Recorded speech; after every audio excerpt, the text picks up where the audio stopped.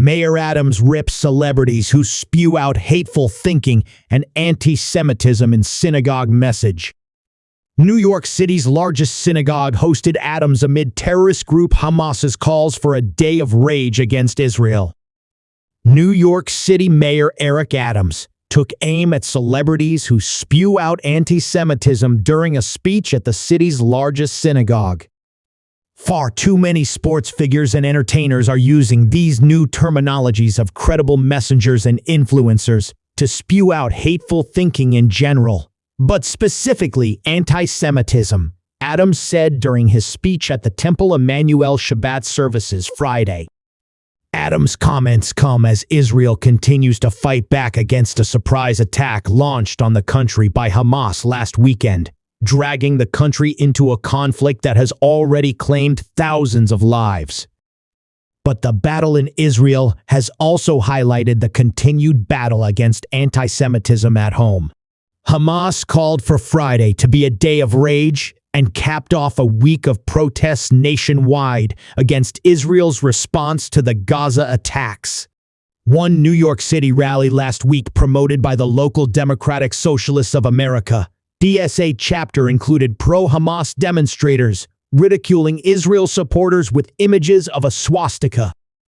According to a report released by Tel Aviv University Center for the Study of Contemporary European Jewry and the Anti-Defamation League earlier this year, anti-Semitism continued to rise throughout the U.S. and the world in 2022. The report came after the 2021 version set new highs for anti-Semitic incidents, with the authors noting that 2022 did not mark a reversal of the trend, and in some countries, most alarmingly the United States, it intensified.